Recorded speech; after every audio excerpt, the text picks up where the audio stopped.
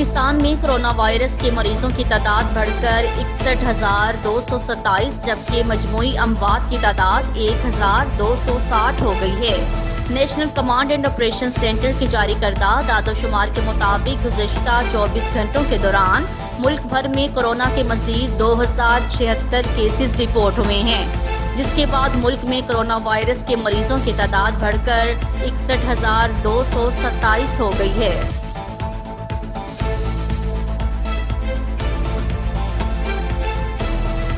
محمد عارف ترین کی رپورٹ کے مطابق وزیر اعلیٰ بلوچستان جام کمال خان کی زیر صدارت PSDP کا جائزہ اجلاس منعقد ہوا۔ ایڈیشنل چیف سیکرٹری منصوبہ بندی اور ترقیاتی اجلاس کو رواں مالی سال کے ترقیاتی منصوبوں اور آئندہ مالی سال کے مجوزہ ترقیاتی پروگرام پر بریفنگ دی گئی۔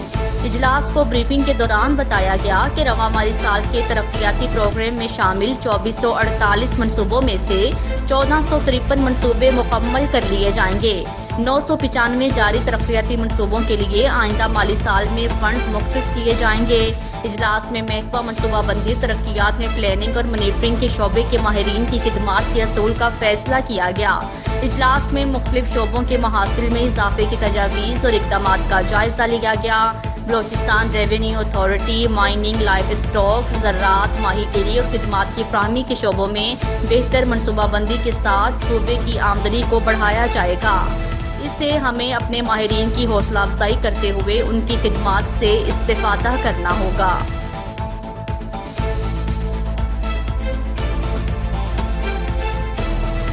خبر شامل کرتے ہیں ابرار حسین، بیورو چیف اٹک سٹی۔ ڈسٹرکٹ پولیس آفیسر اٹک سید خالد حمدانی کی کمانڈ میں پکار ریسکیو 15 اٹک کا رواں ماہ ایمرجنسی کالز پر پولیس رسپانس ٹائم ریکارڈ 10 منٹ رہا۔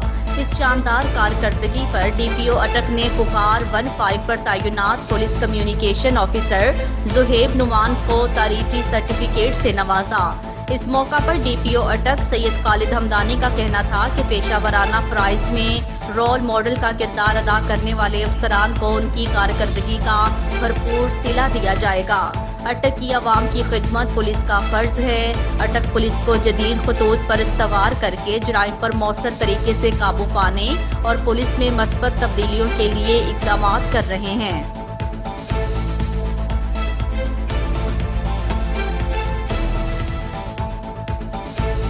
اب رخ کرتے ہیں اوکاڑا کا، جہاں بیماری میں مبتلا شخص ہاتھ کٹنے کی وجہ سے بے روزگار ہو گیا۔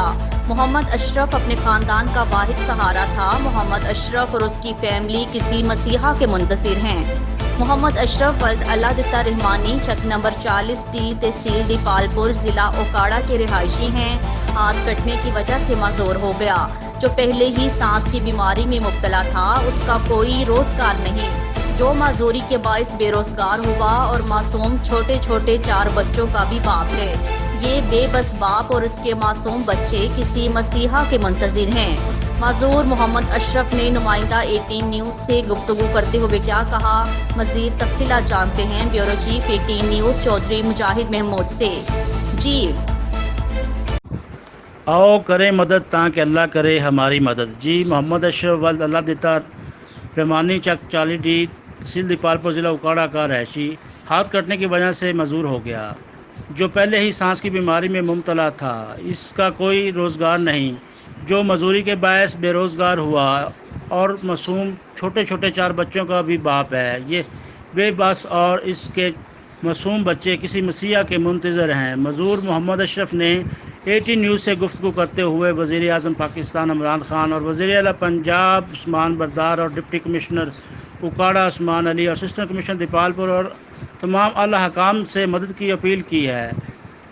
اس غریب اور بے بس لاچار نے کہا ہے کہ میری مدد کی جائے اور میرے بچوں کی مدد کی جائے۔ معذور شخص ضلع اوکاڑا کے تمام مخیر حضرات اور سیاستدانوں اور حکومت وقت سے امید لگائے بیٹھا ہے۔ اس کا مزید کہنا تھا کہ اگر ہماری مدد نہ کی گئی تو ہم خودکشی کرنے پر مجبور ہو جائیں گے۔ جی خبر شامل کرتے ہیں اوکاڑا سے بیورو رپورٹ چودھری مجاہد محمود کے مطابق اوکاڑا جناح اسٹیڈیم کے سامنے نامعلوم شخص ٹرین کے نیچے آ کر جاں بحق ہو گیا۔ اطلاع ملنے پر ریسکیو 1122 ایمبولینس فوری طور پر جائے حادثہ پر پہنچ گئی اور امدادی سرگرمیاں جاری کر دیں۔ ریسکیو ٹیمز نے ضروری کارروائی کرنے کے بعد نعش کو مقامی پولیس کے حوالے کر دیا۔ جاں بحق ہونے والے شخص کی شناخت نہیں ہو سکی، جبکہ اس کی عمر تقریباً 40 سے 45 سال تک تھی۔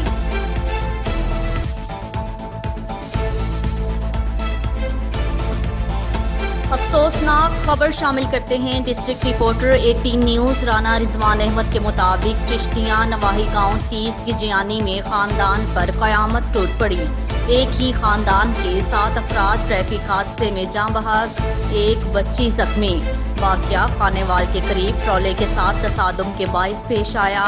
7 افراد کی میتیں ان کے آبائی گاؤں 30 کی جیانی پہنچ گئیں۔ پورا علاقہ سوگوار، متاثرہ گھرانے میں قیامت صغریٰ کا منظر۔ جاں بحق افراد میں ماں، 4 بیٹیاں، 2 بیٹے سمیت 7 افراد شامل۔ جاں بحق افراد میں اکرام، صفدر، عورتوں میں نصرت، نگینہ، جبکہ بچوں میں عدیل، عبداللہ، احسان، عثمان شامل ہیں، جبکہ ایک بچی زخمی حالت میں اسپتال منتقل کر دی گئی۔ حادثے کی خبر سن کر متاثرہ خاندان میں کوہرام مچ گیا۔ پورا علاقہ سوگوار، ہر آنکھ اشک بار ہو گئی۔ متاثرہ خاندان خانے وال جا رہا تھا۔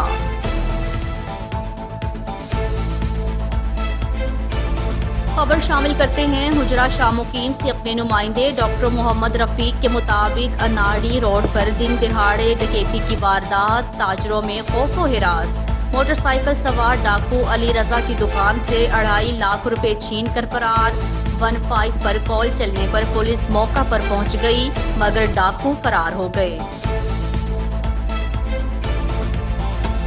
زیارت ڈپٹی ڈائریکٹر محکمہ زراعت زیارت امان اللہ ترین سے 18 نیوز کی زیارت میں ٹڈی دل پر انٹرویو دیا گیا۔ امان اللہ ترین نے 18 نیوز کو بتایا کہ 3 مہینے پہلے ٹڈی دل زیارت میں داخل ہوئے۔ زیارت میں جب ٹڈی دل حملہ آور ہوئے تو ہم نے بروقت ان کے لیے اقدامات کیے۔ ہماری سٹاف نے دن رات ایک کر کے ٹڈی دل پر قابو پانے کے لیے اپنی توانائیاں بروئے کار لائے اور یونین کونسل احمدون، کچھ اور کان ورچوم میں زیادہ تعداد میں آئے۔ ہمارے ساتھ ذمہ داروں نے بھی تعاون کیا۔ انہوں نے بتایا کہ محکمہ زراعت ترجیحی بنیادوں پر ذمہ دار بھائیوں کے ساتھ ہیں، ان کی پریشانیوں کا ہمیں علم ہے۔ اس کے علاوہ ہماری ٹیمز اب بھی کام کر رہی ہیں۔ مزید انٹرویو میں دیکھیں، امان اللہ ترین نے مختلف جگہوں کا دورہ کیا، ذمہ داروں سے ملے اور سپرے کا جائزہ لیا۔ انہوں نے مزید کیا کہا، آئے امان اللہ ترین کی زبانی سنتے ہیں۔ جی ناظرین، اس ٹائم ہمارے ساتھ موجود ہے ڈپٹی ڈائریکٹر زراعت زیارت امان اللہ ترین صاحب۔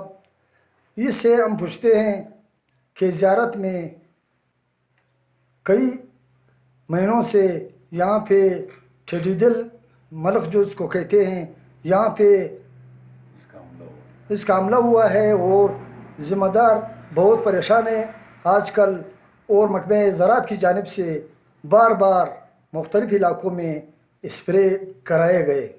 ان سے ٹڈی دل کے متعلق اور زیارت میں اسپریوں کے متعلق پوچھتے ہیں، وہ ہمیں آگاہ کریں گے کہ انہوں نے ابھی تک کتنی بار اسپرے کیا اور آئندہ کیا خیال ہے۔ جی امان اللہ ترین صاحب، ٹڈی دل کے بارے میں زیارت میں کیا اقدامات کیے گئے؟ یہ ٹڈی دل کا حملہ تقریباً 3 مہینے پہلے ہوا ہے، ہمارے زیارت میں انٹر ہوئے ہیں۔ ابھی اس کے بچے ہیں، چھوٹے چھوٹے بچے جو بہت بڑی تعداد میں نکل آئے ہیں۔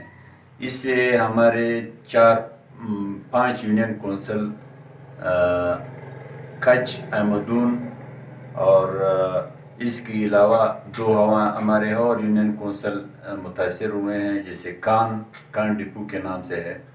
یہاں پر کچھ تو زمینداروں کے باغات میں داخل ہو گئے ہیں، فصلوں کو بھی نقصان پہنچایا ہے۔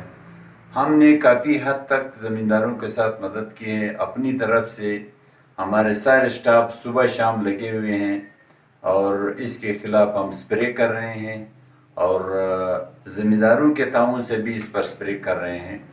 تقریباً کوئی 900 ہیکٹر کے قریب ابھی ہم لوگوں نے سپرے کیا ہوا ہے، جس سے کافی حد تک اس میں کمی آئی ہے اور ذمہ داروں کے نقصانات کم سے کم ہو رہے ہیں۔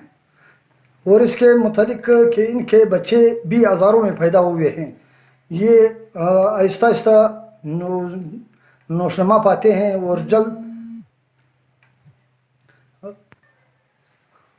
بڑے ہوتے ہیں تو کتنا خطرہ ہے ان سے. یہ جب چھوٹے ہوتے ہیں تو ان کا انسداد، ان کا کنٹرول بہت آسان ہوتا ہے. یہ عام سپرے سے جو ہے وہ کنٹرول ہو جاتے ہیں، قابو ہو جاتے ہیں. لیکن یہ اگر بڑے ہو گئے اور اڑنا شروع کر دیا تو پھر اس کا کنٹرول بہت مشکل ہو جائے گا، کیونکہ وہ ایک علاقے سے دوسرے علاقے میں اڑ کر چلے جاتے ہیں. یہاں پر پھر ان کو کنٹرول کرنا بہت مشکل ہے، اور پھر جا کر کے بہت سے دوسرے علاقوں میں، پہاڑوں میں اور مٹی والے زمین میں جا کر کے انڈے دیتے ہیں، جس سے کئی نسلیں ان کی پیدا ہوتی ہیں اور ان کی آبادی بڑھتی چلی جاتی ہے. اس لیے حکومت ہمارے ساتھ مدد کرے، صوبائی حکومت، مرکزی حکومت، پلانٹ پروٹیکشن ڈپارٹمنٹ، جہاز کی فراہمی. جہاز کے ذریعے ہم ایسے علاقے ہیں جہاں پر جہاز کے ذریعے اسپرے ہو سکتا ہے، وہاں پر کوئی انسانی آبادی بھی نہیں ہے، تو میرے خیال سے ہم اس پر قابو پا لیں گے. اس کے متعلق ہم نے اپنے محکمے سے رابطہ کیا ہوا ہے، اور انہوں نے ہمیں تسلی دیا ہے کہ انشاءاللہ ہم ضلع زیارت کو ان علاقوں میں شامل کریں گے جس پہ جہاز کے ذریعے ہم لوگ اسپرے کریں گے. تو جب بھی یہ پروگرام شروع ہوگا تو سارے زمیندار انشاءاللہ اس کو دیکھ لیں گے. ابھی تک ہمیں کوئی ایسی رپورٹ نہیں ملی ہے جو خاطر خواہ نقصان ہوا ہے کسی زمیندار کا. کوئی 5% سے لے کر 10% تک گندم اور مٹر اور اس کے علاوہ جو چھوٹے چھوٹے فصلیں ہیں یا باغات میں ان کے نقصانات دکھائی دیے ہیں.